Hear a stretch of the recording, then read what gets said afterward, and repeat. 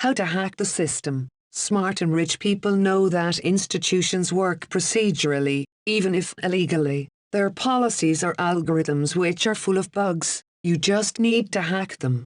Dumb and poor view institutions as humans and get fucked. Captain Farid Chitavant 11 his subordinates from Russian National Guard refused to go to Ukraine. Their regiment from Krasnodar was ordered to Ukraine and they objected. They said that they don't have a foreign passport and thus can't cross Russian border legally. They said that crossing Russian border without a foreign passport, you need for traveling abroad, is illegal and constitutes a felony. Article number 322, Criminal Code of Russia. Thus they can't go. What happened to them? They were all fired. Now they are suing their commandment for firing them illegally. That's very important case for understanding Russian state and well, almost any state in this world. When we are analyzing its practices we often use imbecile, meaningless categories like legal, illegal. Let me introduce much better term procedural. Practices of state, including the Putin state, may not be legal.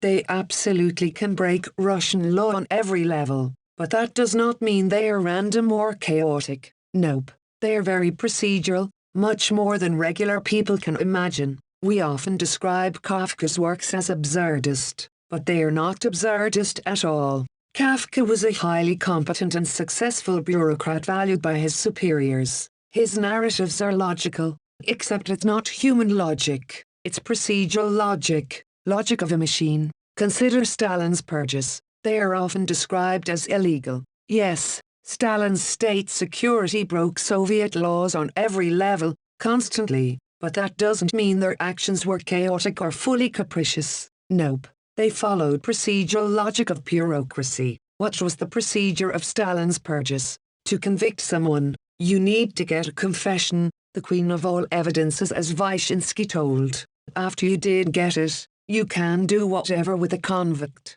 but you still must get it. There's no way around that. He must confess himself. Of course that created a vast grey zone. State security usually couldn't convict anyone without confession. So they would interpret it very, very broadly. If you say something, however innocent, they can qualify as a confession, you're done. So just shut up or deny everything. A real case. In 1935 NKVD got an anonymous letter that a bunch of Kazan University students are gathering for political talks. One of them is mocking Stalin and communism, others laugh. Of course all of them were arrested and interrogated. What did happen exactly? The guy who joked about Stalin denied everything. His several other friends denied, too. Nope.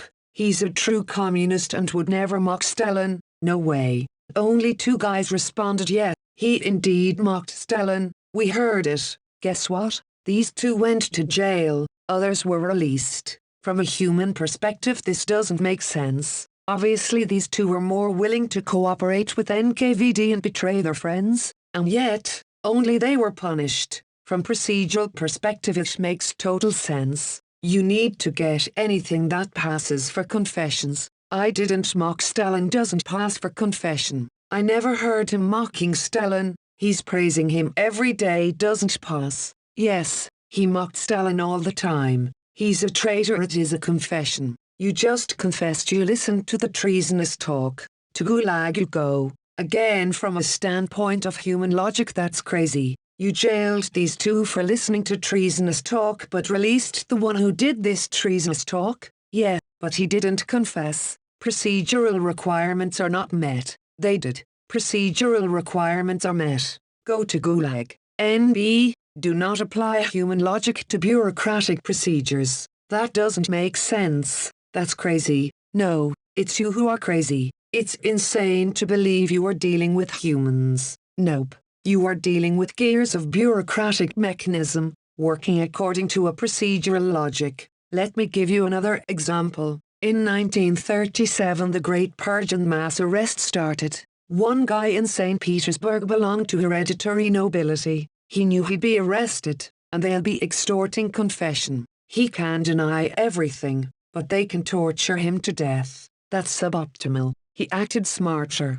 During the night he went to a store, broke a window, got inside, filled his bag with valuable stuff and waited for police to come. They came, arrested him. He got 5 years of jail for robbing a store as a regular criminal. That's how he survived the Great Purge. If he lived his regular life, he'd be arrested as a political criminal. That's the end. They'd investigate him for more political crimes, adding more charges. But now he chose a different track. Regular criminal track was so much better than a track of a spy counter-revolutionary. Again, that doesn't make sense from a human perspective. If he did a robbery, why can't he also be a spy? But procedurally speaking, it makes total sense. Normal criminals are investigated by regular police, politicals, by state security. These two different tracks don't mix. So you either wait till state security comes to arrest you for a political crime, then you are done, or you can go commit a regular crime to be arrested by regular police. Then you get on a regular criminal track and will be safe in jail. NKVD won't come for you. You're saved. You must fully understand that you're not dealing with humans but with a machine. It's working procedurally, according to a certain algorithm which is OFC full of bugs, which can be exploited. That's what constitutes much of difference between the poor and the rich in any country. The poor stupidly believe they are dealing with humans. Thus they follow the rules and get fucked. Absurd as it may sound, they may even feel proud for following the law, following the common procedure without demanding any special privileges. Of course these idiots will suffer. The rich know they are not dealing with humans but with a procedural mechanism. It can and must be hacked. You just need to find a bug, and they will actively look for it. A rich will demand a special treatment and make a case why he deserves it, and they often get it. Consider the Z invasion. Who was sent there? Well, kids of imbecile broke-ass bumpkins who are so brainless that they actually follow the law. Well, if the law says everyone should serve in the army, defend the country, who am I to object? Thus they feed their kids to Moloch. Rich kids don't get to the trenches no matter what is written in the law. Why? Well, because smart people don't give a fuck about the law. For a smarter, successful person, the law is not a moral imperative, but a stupid algorithm to be hacked, and they'll figure out how to hack it. Let's sum up.